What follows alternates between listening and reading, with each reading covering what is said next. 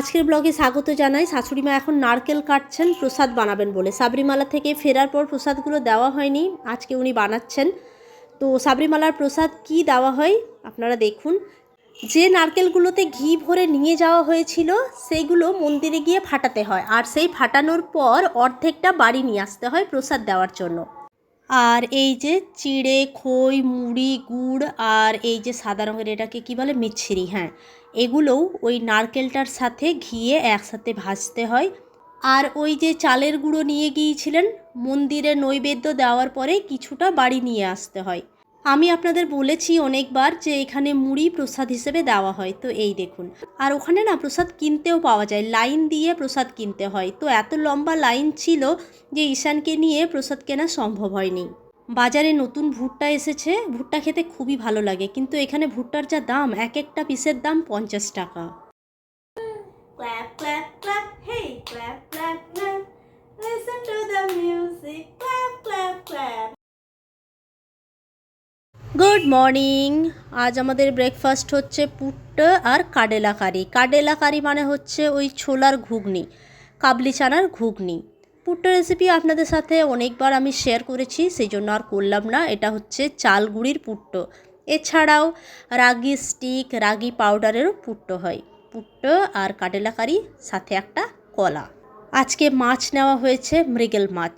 যেদিন বাড়িতে সামুদ্রিক মাছ আসে সেদিন শাশুড়িমা কাটেন, আর যেদিন আমাদের বাঙালি মাছ মানে কাতলা, রুই বা এই মৃগেল, সেদিন শাশুড়িমা আমাকে বলেন তুই কাট, মানে এগুলো বটিতে ভালো কাটা হয়। আর সত্যি কথা বলতে কি, সামুদ্রিক মাছ না আমি ভালো কাটতে পারি না। সবথেকে বড় কথা, এটা জানি না যে কোনটা খেতে হবে আর কোন পাটটা ফেলতে হবে, যার কারণে আমি কাটি না। এদিকে আমাদের মাছ ভাগ হয়ে গেছে, এগুলো সব আমার, এই মাথাগুলো আর এই যে প্লেটে, ছোট প্লেটে, এগুলো সব আমার। আর এই যে এইগুলো হচ্ছে ওনাদের, ওনারা এইসব মাছ বেশি খান না, মানে কাঁটা থাকে তো, সেই জন্য আমার বর আগেই জবাব দিয়ে দিয়েছে এই মাছ আমি খাবো না, শুধুমাত্র ঝোল খাবো। তো আমার শ্বশুরমশাই আর শাশুড়ি মায়ের জন্য, আর বাকিটা যেগুলো ছোট প্লেটে নিলাম আমার আর ঈশানের জন্য। আর এই দেখুন ঠাকুমা কেমন জলে গোবর গুলছেন, উঠোন পরিষ্কার করবেন। আমি বলতে এসেছিলাম যে আমরা একটু গোবরের সার নেব, আমাদের বাগানে শাক লাগাবো, লাল শাক, তো সেটাই বলতে এসেছিলাম। আর এদিকে ঠাকুমার বৌমা মাছ কাটছে, মাছ রান্না করবে। তো আমি ভাবলাম যে একটু শর্ট নিয়ে নিই, আপনাদের সাথে শেয়ার করি। আমার শাশুড়ি মায়ের মাছ রান্না তো আপনাদের সাথে বহুবার শেয়ার করেছি। আর এখানে আসার পর আমার একটা না মাথায় আইডিয়া এলো ব্লগের।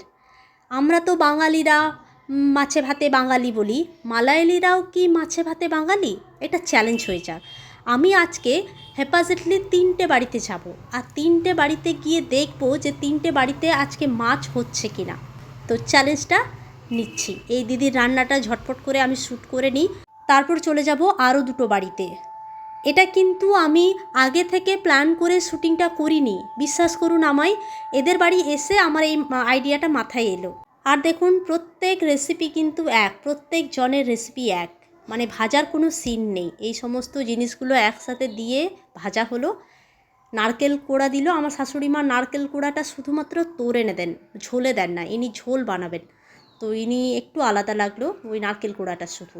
তারপরে এবার এটাকে পেস্ট বানাবেন, আমি আগে থেকেই বলে দিচ্ছি কারণ আমার মুখস্থ হয়ে গেছে। এই দেখুন পেস্ট বানাবেন, তারপর পেস্টটা জল দিয়ে একদম পুরো গুলে মাছগুলো ছেড়ে দেবেন। না, তার আগে ইনি একটু আলাদা করলেন, একটু কাডু মানে ওই সর্ষে দিলেন। শাশুড়ি মা এইসবগুলো করেন না, একটু ভ্যারাইটি আছে ওই মানে একটু আর কি, ভাজাভুজির কোনো সিন নেই। কুকুম দিলেন, ব্যাস। এবার মাছগুলো এটার মধ্যে ছেড়ে দেবেন, তারপর মাছগুলো যখন ফুটে উঠবে ব্যাস হয়ে গেল। চলুন এবার অন্য বাড়ি যাই।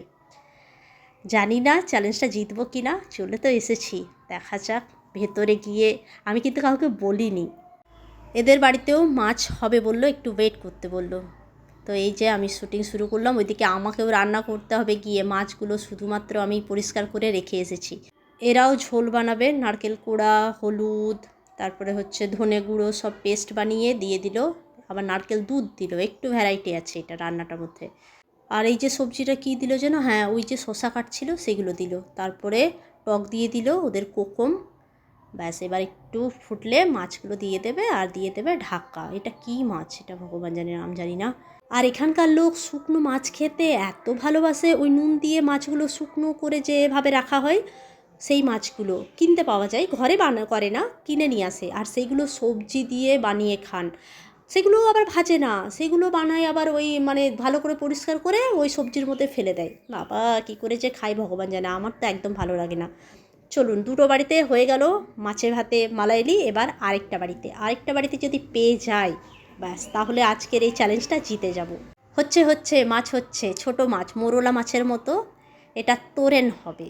তো তোরেনের রেসিপিও আপনাদের সাথে শেয়ার করেছি, আরও একবার আপনারা দেখে নিন। এই তোরেনটা খেতে আমার ভালো লাগে, মানে ঝোলের তুলনায় আমি এটা পছন্দ করি, এই তোরেনটা। অনেকটা ওই আমাদের সেই সর্ষে দিয়ে যেটা ভাপিয়ে করি আমরা, ঠিক সেই রকম, মানে একদম বলবো না একই রকম, তবে অনেকটা। এবার এই সমস্ত জিনিসগুলো ভালো করে মাখিয়ে ঢাকা দিয়ে সেদ্ধ করে দেওয়া।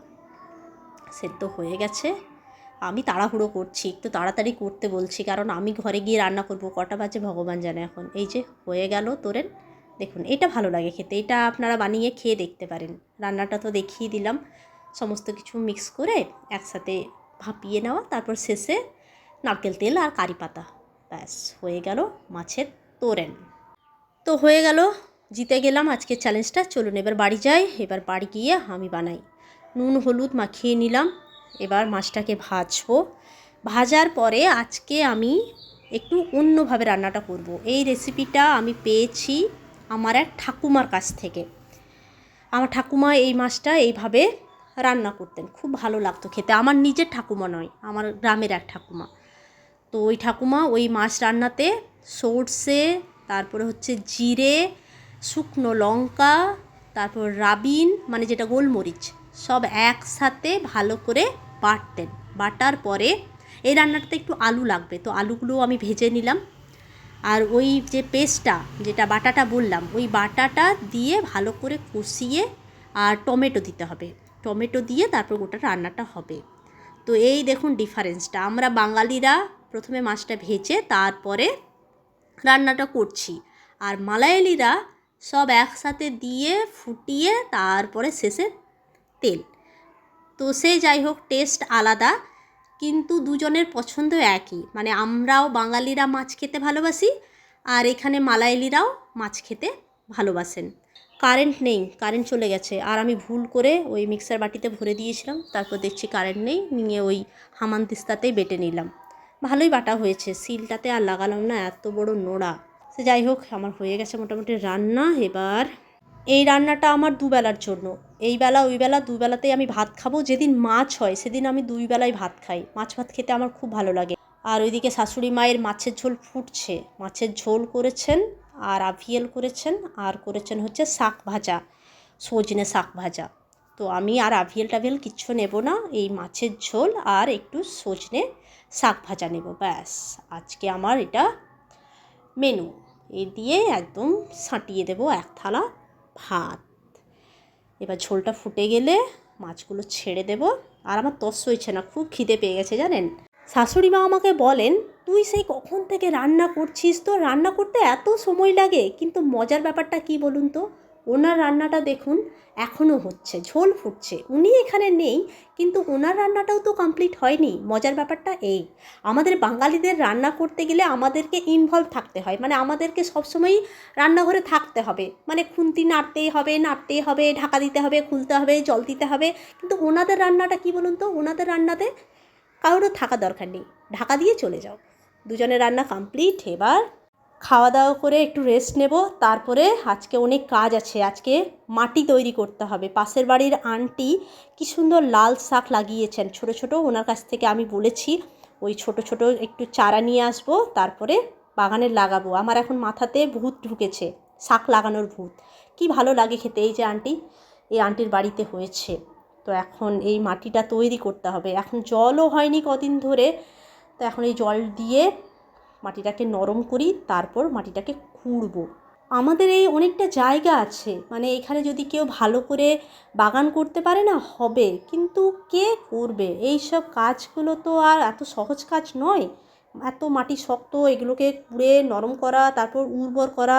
ওই যে গোবর সার বলে এসেছি, ওই ঠাকুমাদের বাড়িতে গোবর সার নিয়ে আসবো, তারপর যখন শাক লাগাবো তখন আপনাদেরকে দেখাবো। আগে মাটিটা তৈরি করি। এখন মাটিটা তৈরি করতে একটু সময় লাগবে, মোটামুটি 4-5 দিন এইরকম ওই গোবর সার দিয়ে রাখতে হবে। একটু আশীর্বাদ করবেন আপনারা যেন ভালো শাক হয়। আমার ওই লাল লাল কচি কচি শাক তুলে রান্না করব, কি ভালো লাগে আমার। তবে চলুন আজকের এই ব্লগটা এখানে শেষ করছি। ব্লগটি কেমন লাগলো জানাবেন, ভালো লাগলে একটি লাইক আর শেয়ার করবেন। আর আপনাদের সাথে আমার দেখা হচ্ছে আমার পরের ব্লগে। সবাই খুব ভালো থাকবেন, সুস্থ থাকবেন আর খুব আনন্দ থাকবেন। ধন্যবাদ।